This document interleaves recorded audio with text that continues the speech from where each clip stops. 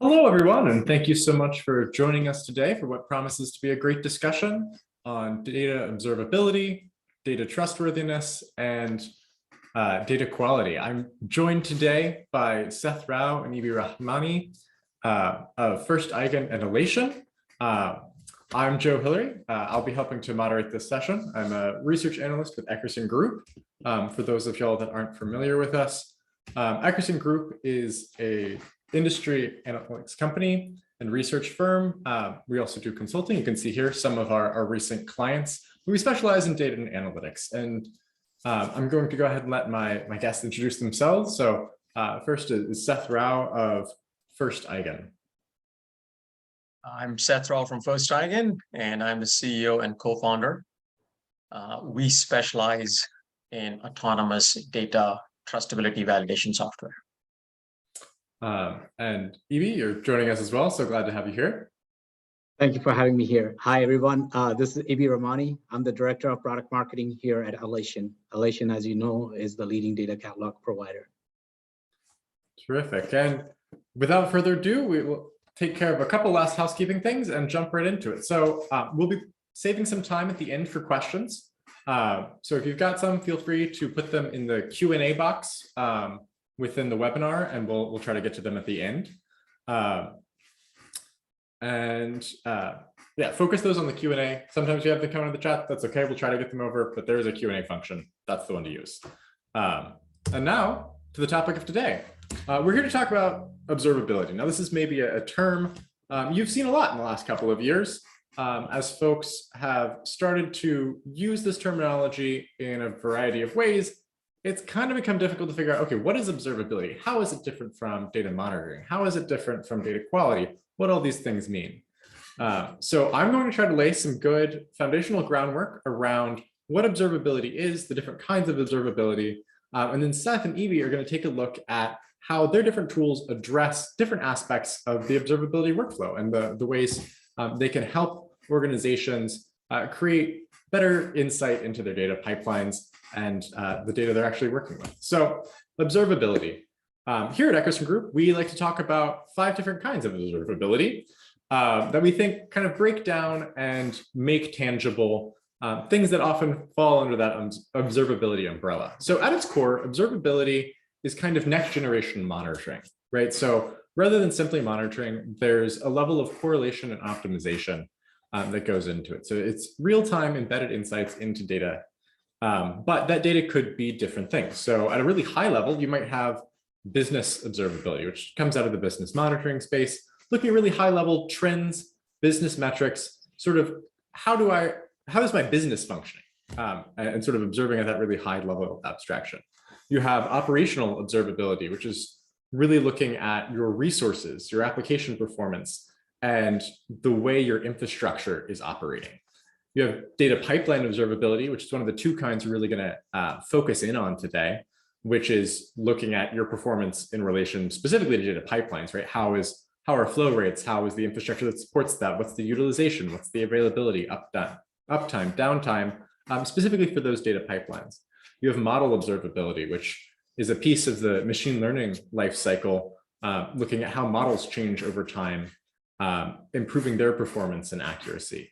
And then finally, at sort of the most granular level, we talk about data quality observability.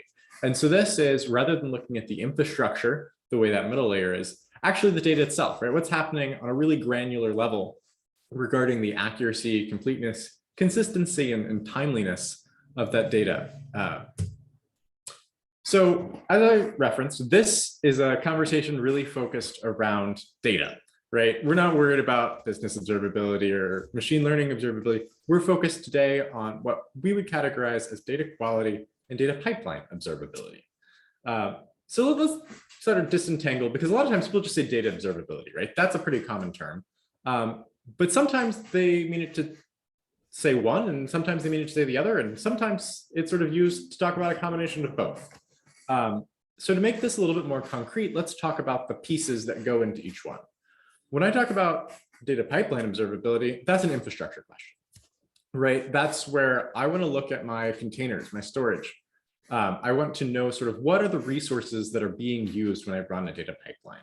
Where is my budget going for my AWS account? Where am I having breakdowns in my data flow? Which applications aren't communicating with each other? I want insight into that flow of data from a source system into my data lake, into my data warehouse, into my end user applications, right? I want to know what's happening to the data as it moves along. And that's really sort of a higher level picture of data flow. Data quality observability is focused on the data itself, what's actually inside those files. So that's where we get into things like close level observations about the completeness of data, right? How many nulls are there? Or sort of intercolumnar relationships. How is my data changing as it moves through that pipeline? Not just, is it moving? And it also feeds into sort of capabilities around data lineage and things that might pop up in a data catalog, right? So if I'm going to look at a data asset in a data catalog, I want to know what's in that data and where it came from. And that's the kind of observations that data quality observability is providing for me. So historically, when we talk about this kind of data observability, a lot of times tools focus on the data warehouse as sort of the point of observation. And this is something, as we start to talk about beyond observability, I think is really important to consider, which is where are we actually looking at these different aspects, right? It's great to say, okay, I want to know what my data looks like. I want to make sure I'm checking for quality in an automated fashion. I want to make sure that I'm sort of finding correlations between historical data and what's coming through today. But that has limited application. It can tell you sort of what's present in front of you, but it can't tell you where things happen. So particularly with data quality observability, this becomes really important. I may be able to identify that there are errors in my data, but unless I'm looking at multiple points in a data pipeline, I don't know where those entered my data set. And so this is where data quality observability and data pipeline observability really need to work together, right? We can talk about them as different sets of functions, but at the end of the day, they work in tandem. So if this is, a typical data pipeline in a modern environment, obviously simplified, but we can look at, I've got some sort of source system that's generating that data. It's moving through a pipeline into a cloud data lake where, huge volumes of data are coming in. Maybe there's some operational applications that are coming off of that. Then I'm moving some of that into a data warehouse, maybe Snowflake, maybe other environments within the cloud that my analytics teams are going to query that data from for various business intelligence use cases. This area is where I've typically seen data quality observability vendors focusing, right? It's a layer that sits on top of the cloud data warehouse. My data is automatically being scanned. I'm sort of creating correlations within that data, identifying lots of really interesting statistics, and then providing those to analysts when they come in to view them so they can have a better understanding of where their data is at, if this data is usable, what's gone wrong. What it should really look like is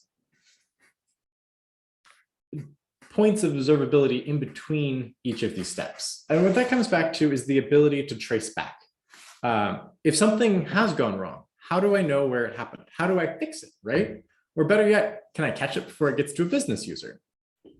And these are things you can't do. If you're just observing at a single point, all you know is that one slice. You can't see how it's transformed within the pipeline, only how it compares to previous versions of that same data asset. So when we talk about beyond observability, part of that is putting those points of observation in between each transition. And particularly when you're dealing with lots of applications, that becomes super important because one of the places where errors are most likely to enter a data set is in that handoff, right? When I'm integrating between a source system and a cloud data lake, particularly in the cloud, I don't necessarily have control over that infrastructure or that environment. So if a service is down for a few minutes and it gets off sync, all of a sudden I've got a lot of errors in my data that came in earlier in my pipeline. And if it just keeps chugging along until it hits the data warehouse, I don't know where it went wrong, where to roll back to, and how I can fix that. But adding those additional observation points helps you to do so. So why are we doing all this? Why are we promoting data observability in the first place? Why are we sort of going to this added step of creating trace back capabilities really what it comes down to in a lot of cases is trust. Trust is rather intangible, but is crucially important for a data team. Because at the end of the day, data by itself doesn't do a whole lot. Data becomes valuable when it helps inform a decision or drives some sort of action, right? And so that could be an automated action, right? If I've got an application that's using data to provide a service within a consumer-facing application, that data is providing a service directly. It also provides value on a business operational perspective when an executive or someone in a place to make decisions about the business makes a better decision because they have the data and the evidence to choose correctly. You'll notice both of these require the data to actually be used. And particularly in the latter case, people don't use data unless they trust it. And we see this over and over again when we talk with business users. The only time a business user is going to rely on their data and truly make data-driven decisions is if they think the data they're getting is decent. If there's really poor quality data coming up in front of the business user over and over again, if their dashboards are constantly down or constantly have errors, they're just not going to trust it, right? They don't want to make flawed decisions based on flawed data. But with observability, not only can you start to create accountability by saying, okay, well, yeah, there's a problem, but we know where it happened and we know how to fix it, and you have the traceback to go and rectify those issues, you can actually start to preclude some of those issues to begin with. If you've got that sort of in-pipeline observability capability, you're sort of seeing where things go wrong in real time.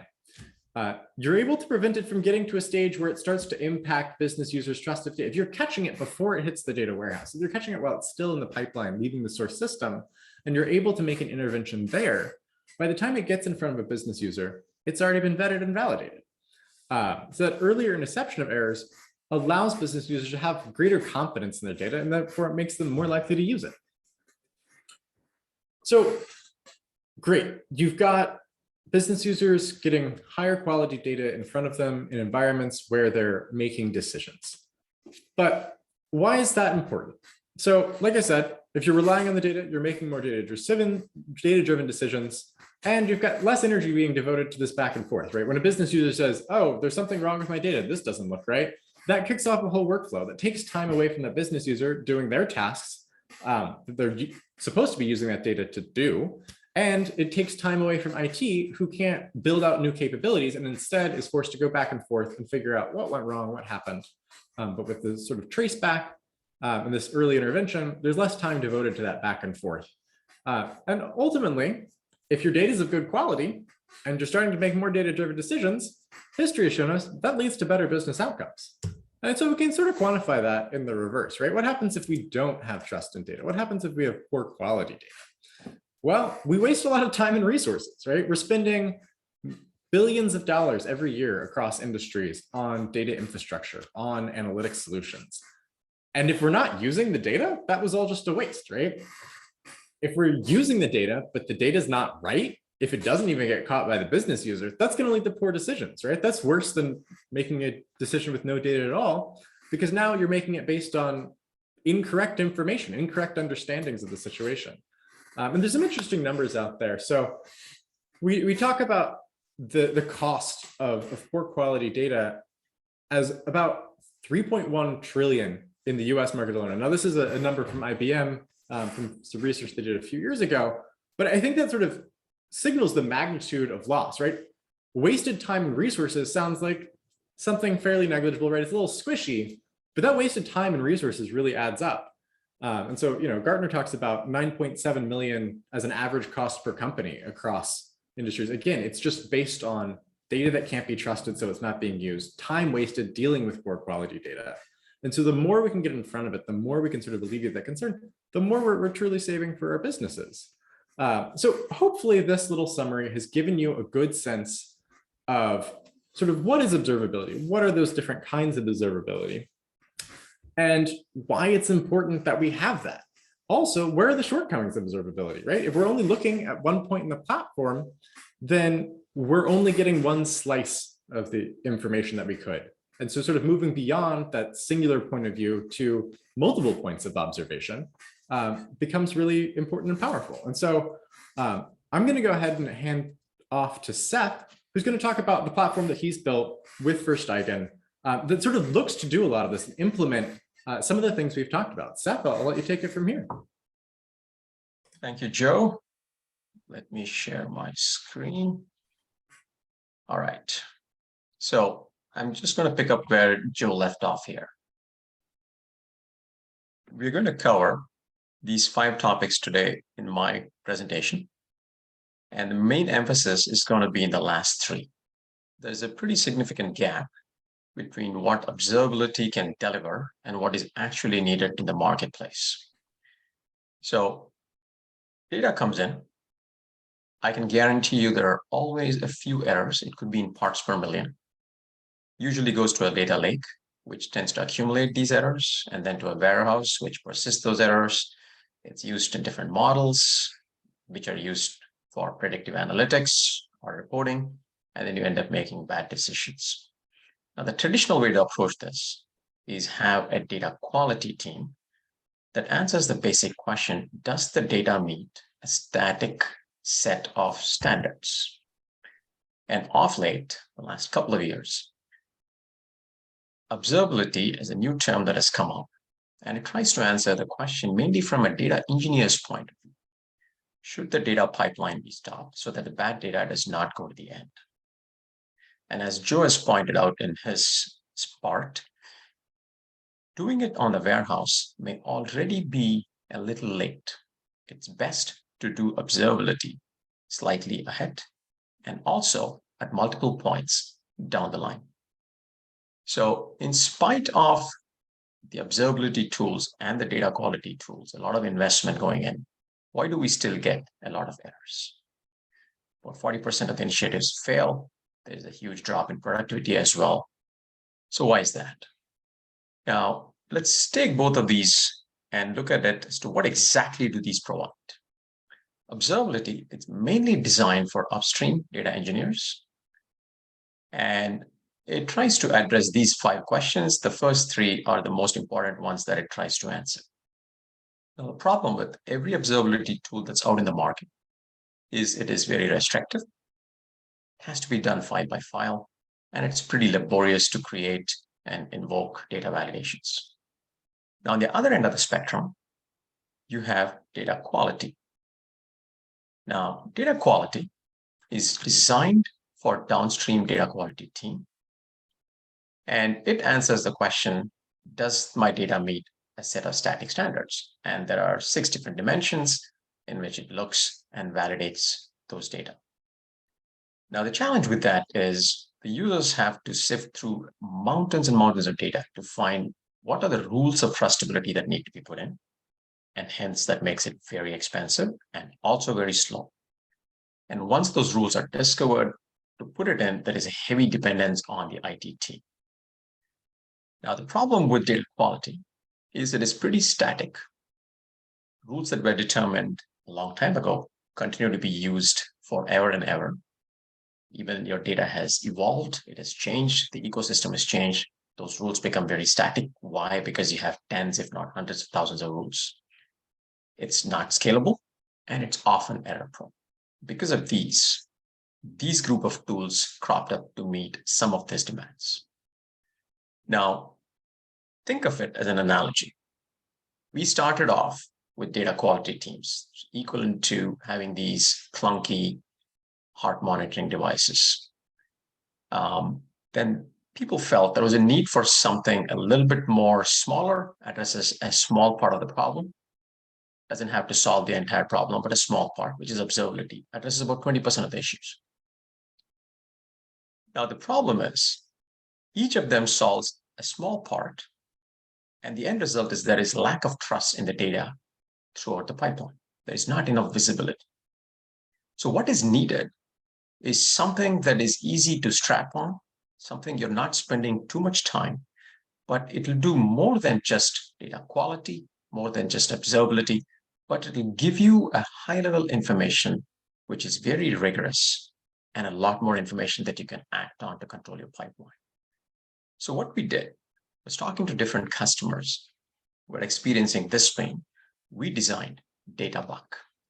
DataBuck answers the question, is the data trustable? Is it usable, publishable, anywhere along the pipeline? DataBuck creates a fingerprint of the data. It self-learns from the data autonomously as the data comes in. And as the data is dynamic, the fingerprints are also dynamic and the fingerprint evolves. It is able to detect known errors, things that you know will go wrong. It monitors those. It also looks for unknown errors.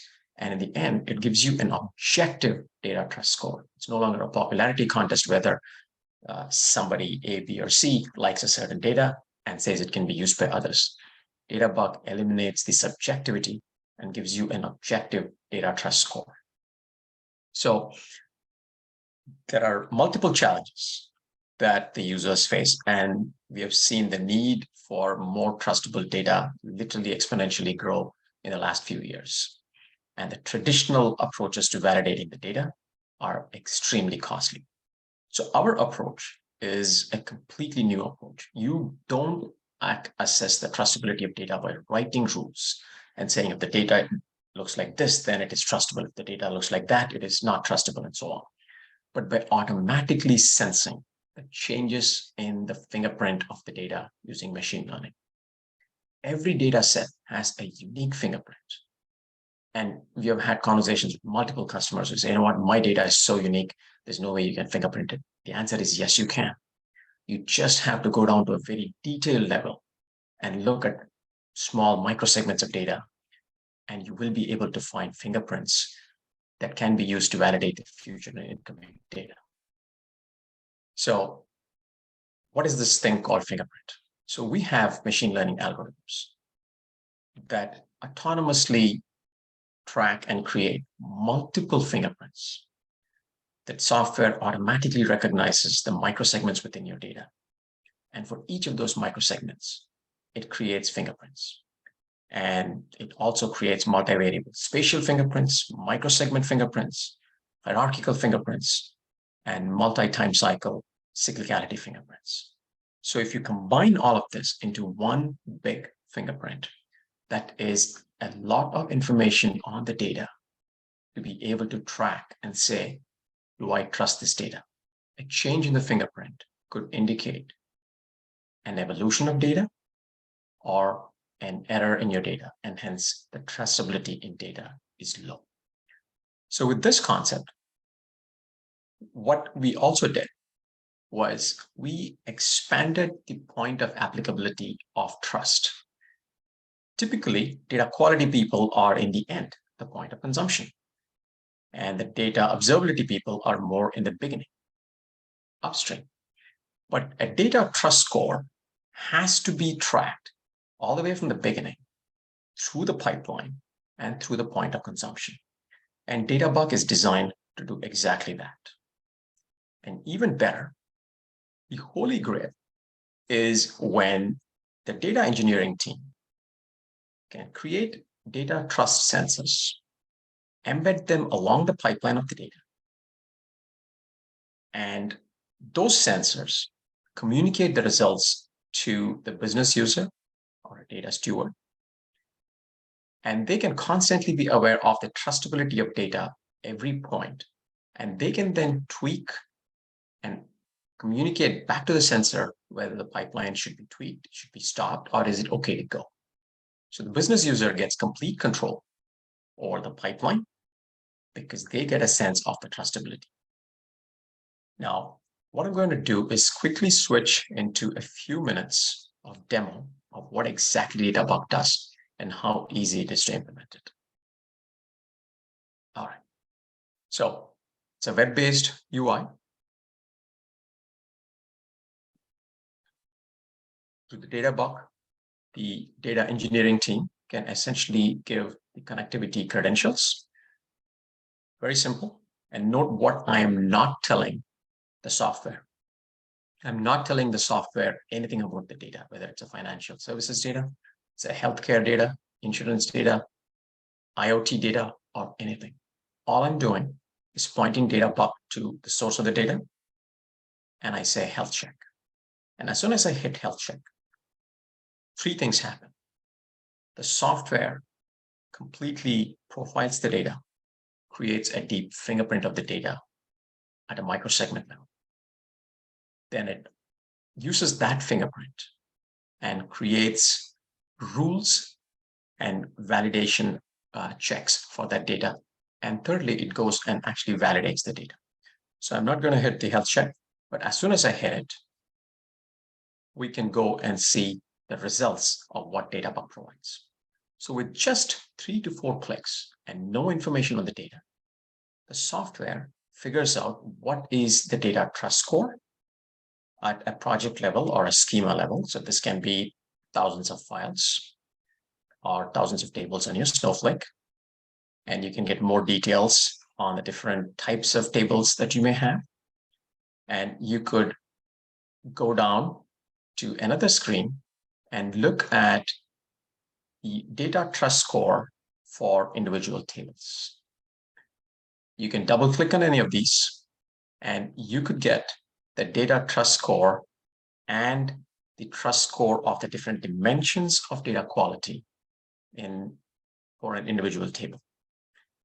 So you could double click on any of these and you could further drill down to the bare bones level of where exactly is the trust in the data lacking.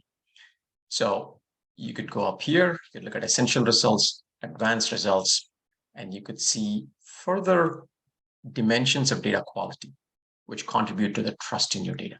So for example, here in the regex pattern, software, as a part of creating the fingerprint, automatically recognized that certain columns in your data have fixed patterns. And those patterns look like these. And in this particular run, 2 records failed to meet this pattern. The zip code is 5 digits and 2 records failed to meet that pattern. So the power of the fingerprint is the user does not have to know anything about the data set a priori. The user does not have to tell DataBuck what to look for, not to look for. The software, with its machine learning algorithms, automatically discovers what are the most relevant columns and what is the fingerprint that column is creating at a microsegment level. Now let's quickly jump to the duplicate check. This is something very powerful and commonly it's a big problem because lots of different platforms don't enforce duplicate checks.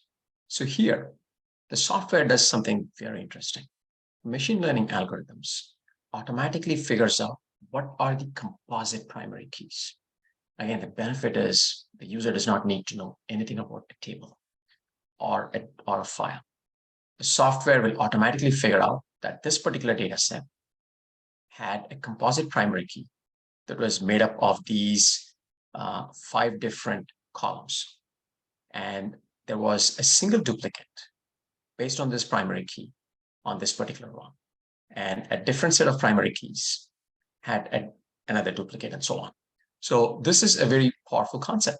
The software can, along with creating the fingerprint, also has enough intelligence to understand what kind of checks to do on what kind of columns, which are contextually relevant and most important. So for example, it will not do null checks on every column. It will do on those which are contextually relevant. And if you go to look at some more advanced results, the software, as a part of the fingerprint creation, it checks a whole bunch of advanced data-related issues. So in the record count anomaly, the software automatically recognizes that the data has multiple microsegments, and each of these microsegments behave differently. So we have worked with some pharma companies where a single table has had as many as 12,000 microsegments. So for that single table, the software creates more than 12,000 fingerprints for each of those microsegments, encompassing different pieces of information. So here, for example, in the record anomaly, the software is recognizing that these are the different microsegments. This is a very simple data. So, just a handful of microsegments. And each of these microsegments has a different behavior of the total number of records. So when there's a change, it could imply there is a change in the evolution of data, or there could be a lack of trust in the data. Okay. Now, that's a very quick and high-level overview of DataBuck and how using machine learning, you could very easily figure out if the data is trustable or not. Now, we have worked with multiple customers, and what we have seen is when employing the concept of trustability throughout a pipeline, users end up reducing errors by over 70%. They are a lot more productive, and the cost reduces by over 50%. And these three benefits are mainly driven by the fact that we use machine learning to do a big chunk of the load lifting. Your subject matter experts are now more free to focus on the more important aspects. DataBuck will do the essentials of data trust. Powered by machine learning, we are able to reduce the time to onboard new data sets for trustability by over 90%. And we have designed it to be native for cloud and lake applications. What we're going to do is today, we are announcing a free community version of the Trustability module, which will be available to any user. This is on a wait list, which will be shipping on August 31st. And if you're interested, please note this email, and it's also appearing in the bottom of every slide. Shoot an email to us, and we'll put you on the wait list for a free community version. As you saw in the demo, there will be no coding. You can simply point to a lake or a data warehouse, and you'll be able to get the information that we saw here, data profile, you'll get a data trust score, and very detailed information. Data trust score at a schema level, or for every table, or for an individual table. And also, you would be able to have self-service capabilities. What I didn't cover was you have the ability to teach the software what is acceptable and what is not by these thumbs up and thumbs down. So you're not having to write rules. The business user can just give a feedback from this interface to the software, and it'll evolve and capture your needs, and the fingerprint will change automatically. So with that, we'll now hand it over to Ibi of Alation. Thank you, Seth.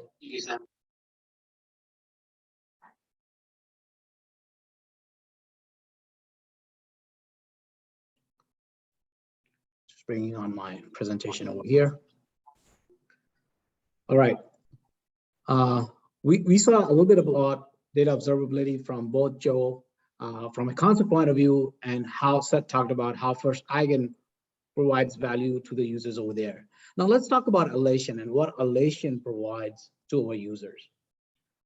For the agenda from my side of the section is we'll talk about why you need a catalog, why Alation, and our data quality initiative, open data quality initiative, and I'll end up with a case study. So let's get into it and understand, why do you need a data catalog? Well, there are a lot of catalogs out there, and there are some bare minimums that a data catalog should have. For starters, a data catalog is a place where you have one platform where all the information metadata is stored and shared and collaborated across the organization. When users try to find and understand data, this is where they come. They come to the data catalog, they will do a search and discover. And through the search and discovery, they use normal human/natural language to find the data that they are interested in. Once they find the data, they want to also make sure that they trust the data. We talked a lot about the trust in data. So Alation, by virtue of how it is, it provides some governance guidance to our users. So as users are using the data, they'll find warnings, deprecations, endorsement information regarding the data as they're using the data. And from a data steward point of view, they want to curate it so that they can provide governance. And when the governance comes in place, they want to curate it at scale. So we provide autonomous functionality to our data stewards as well. Finally, it's collaboration. Why is collaboration important when you think about a data catalog? The reason it is important is because as you collaborate, you bring in more information about that data set that you're working on so that users can use and reuse the work that has already been done. We know that 70% of time, people are trying to find, understand, and use the data. And this is where the data catalog helps. Furthermore, it has a broad range of information assets, whether it's virtualization, conversations, reports, and articles about the data. Included in some of these data catalogs are also things like business glossary, which is like one of the basic things that's there. And then there's lineage information, catalog pages, and search, making life easy for the business users. So key thing to keep in mind is when people were working with data back in the time, it was mostly by the data engineers. Now with Alation and tools like data catalog, you can involve the business users as well. That is, help them understand the core questions where they can find information, and they can also understand, can they use that information? Because do they have because they need to know if they have the right credentials to use the information. And should it be used? Is the data of good quality? And if it should be used, how can it be used? So all that really helps them make right business decisions. Now let's talk about the Alation data catalog. We just talked about the data catalog, but what is Alation data catalog? For that, we need to understand this, that Alation basically started the machine learning data catalog trend. If you look at Gartner's and the Forresters and the IDCs of the world, all the analysts, we have been winning these awards year over year for the data catalog, and we have been chosen the leaders in the space. So when I talk about Alation data catalog as a platform, what does that really mean? What it really means is it's a platform for data intelligence solutions. When you're thinking about digital transformation, data governance, analyst productivity, cloud transformation, risk and compliance, Alation leads in all of these business initiatives. We know that when it comes to data governance, that after 18 months, only 30% of consumers have data governance in place. It's really hard to scale data governance. And the reason is traditionally governance has been more about restricting, trying to create guardrails. Whereas Alation brings in what is called as an active data governance, where we engage the users, where we know who are the critical users, so we empower them to also take care of governance. And through that, most of our customers are able to scale governance in place and add automation to that as well. And obviously, I'll talk about the data quality initiative, which really helps the data governance further. When we think about analyst productivity, it's not just finding the data. It's not just understanding the data. It's about, can I make the right decisions to make the right business impact with the information that I have?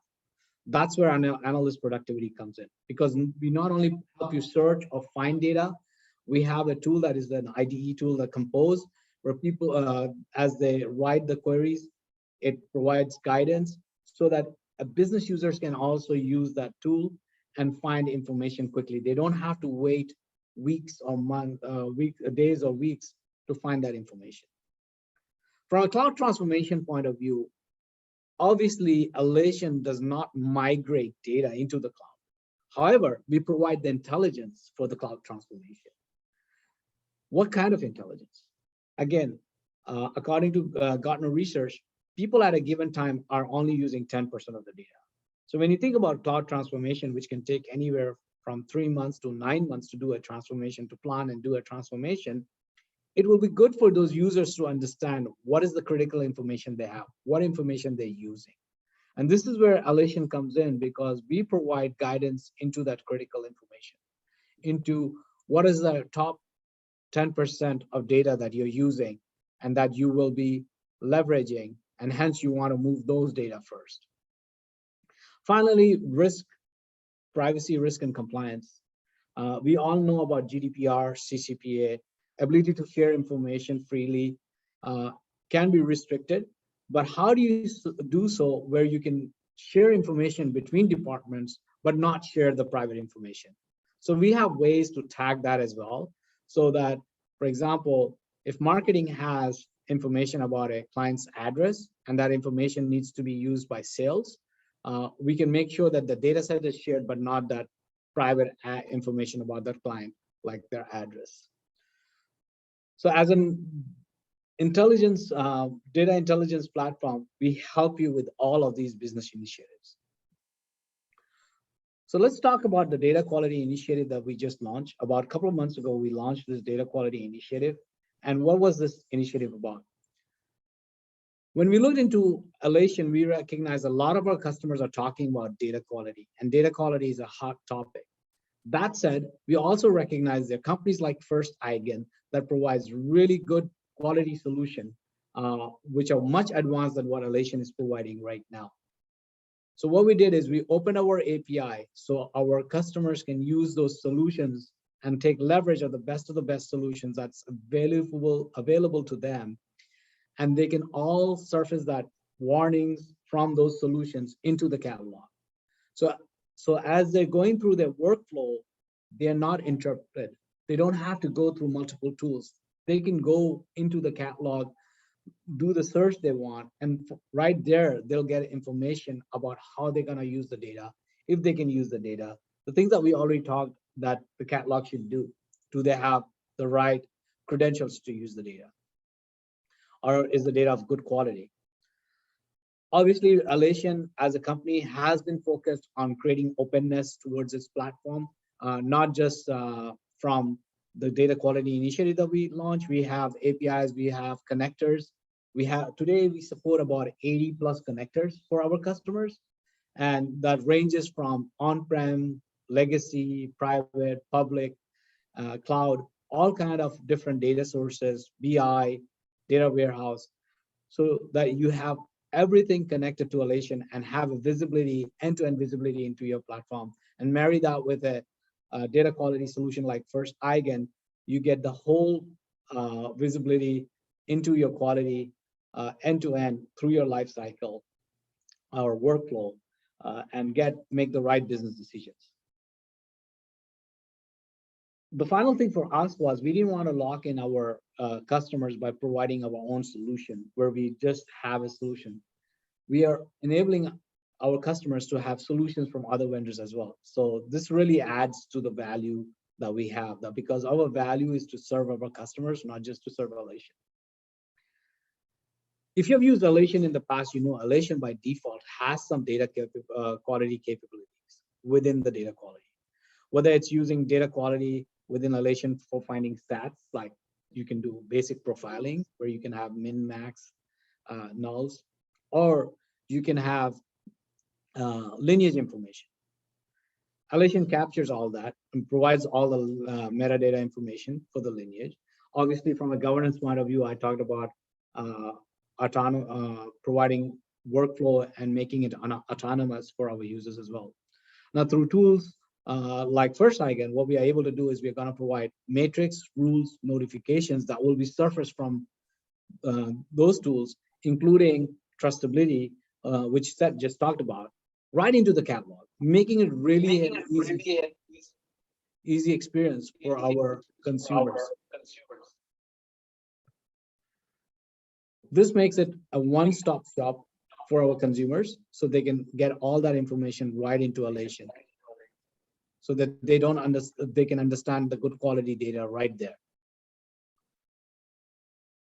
So how do we do that? We open up our API.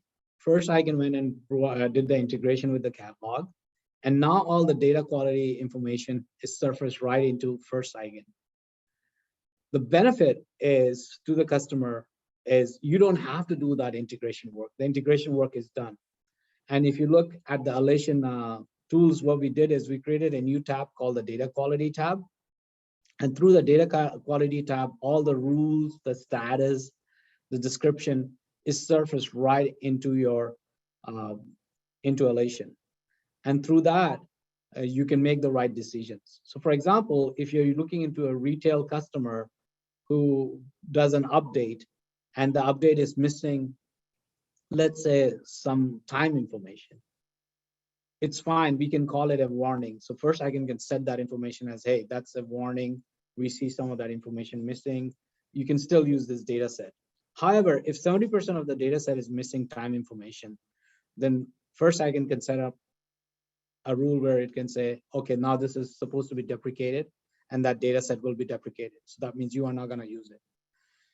And obviously, if the data is good, we'll see endorsements. So you will have endorsements on the data, making it really easy for you to make that choice and use the data right off the bat.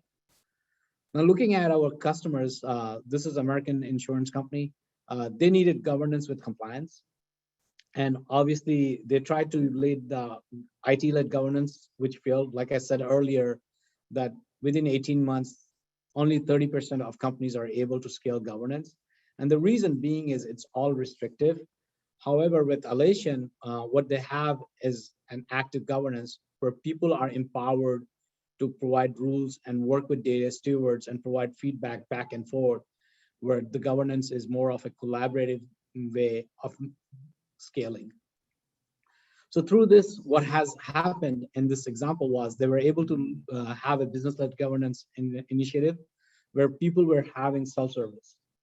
One of the things that people have is they want to have self-service and then they want to have governance. And it's like a tug of war, because if you enforce governance, you cannot have self-service. If you have self-service, you might not have governance. The ideal solution is you have both.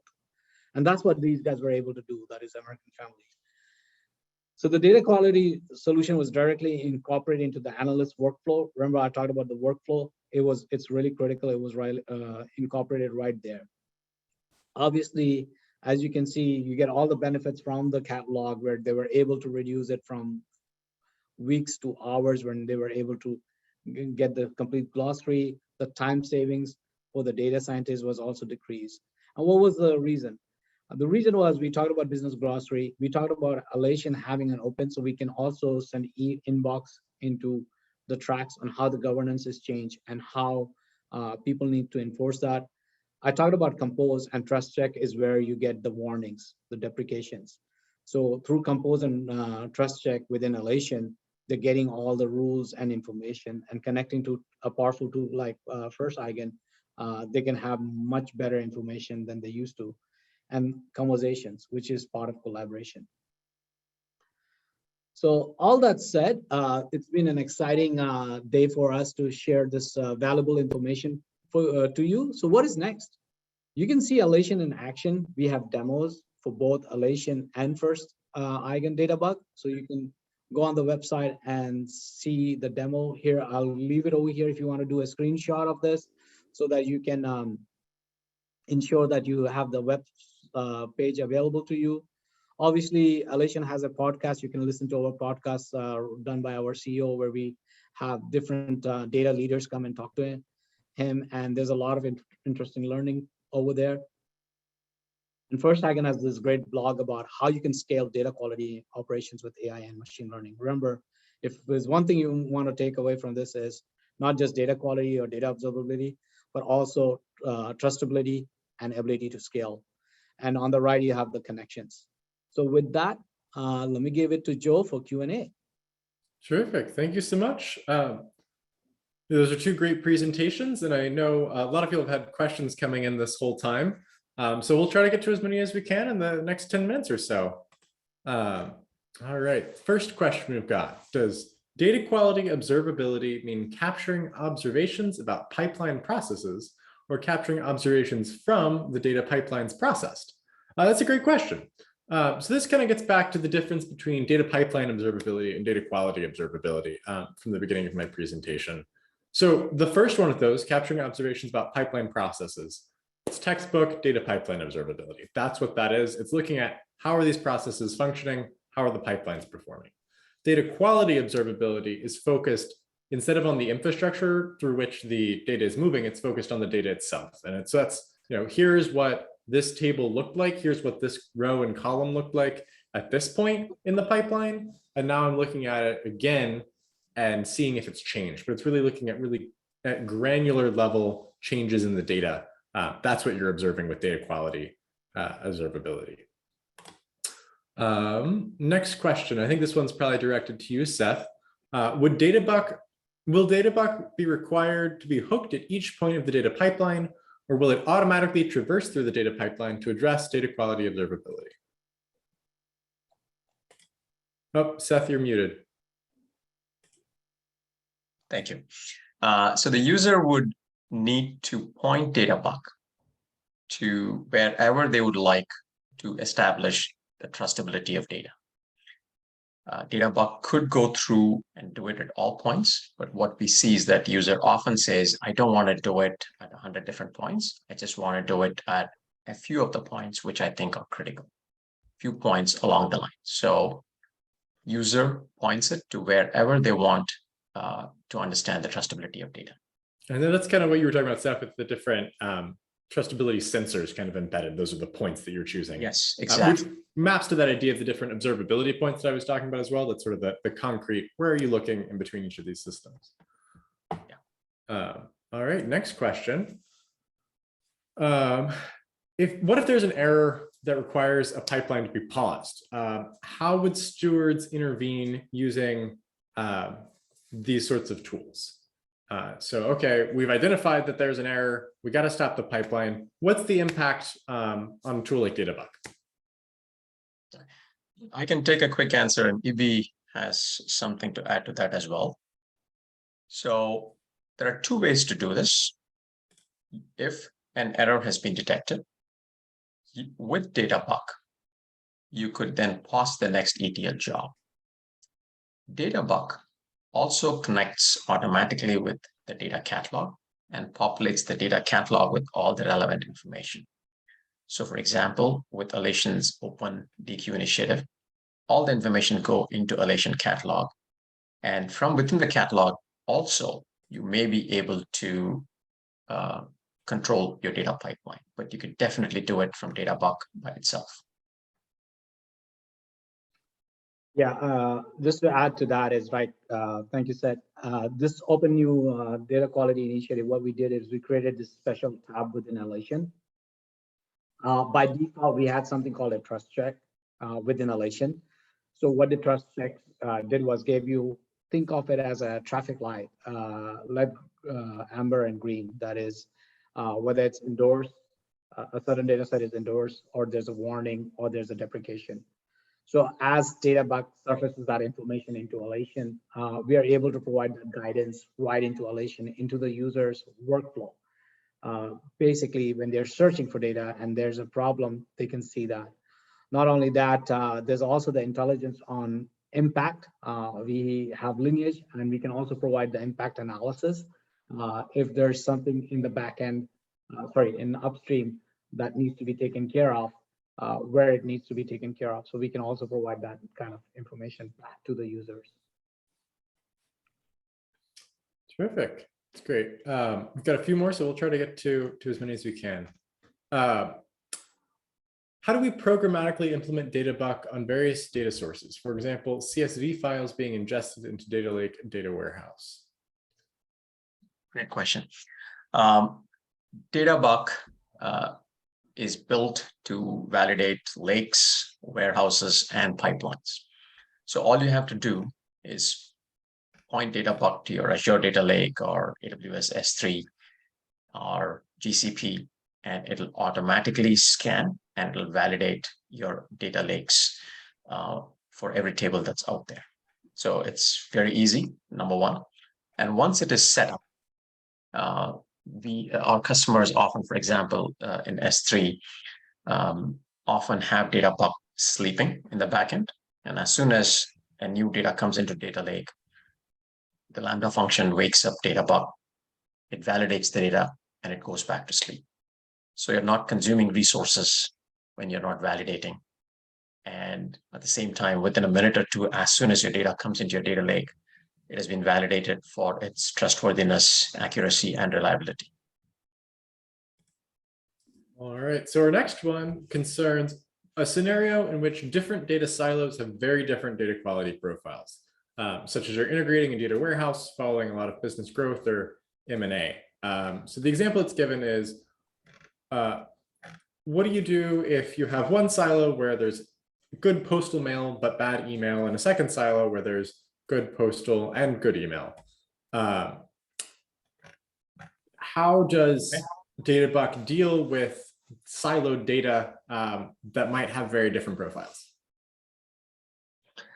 So what DataBuck is really good at doing is validating the data and comparing data. In this case, it's a data matching module of DataBuck, and it'll tell you there are errors.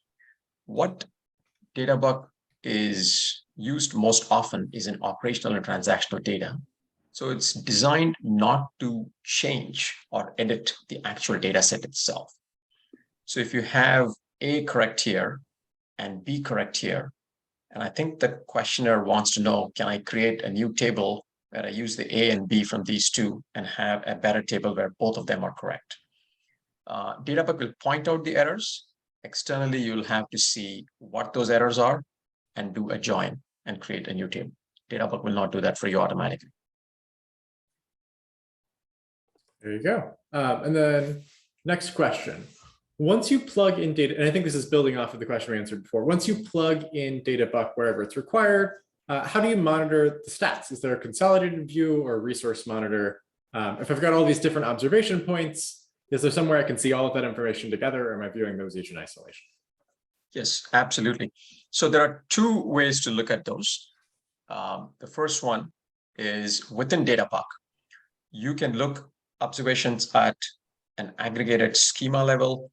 You could go down to a schema, and that schema might have thousands of tables. You could look at a table level as well.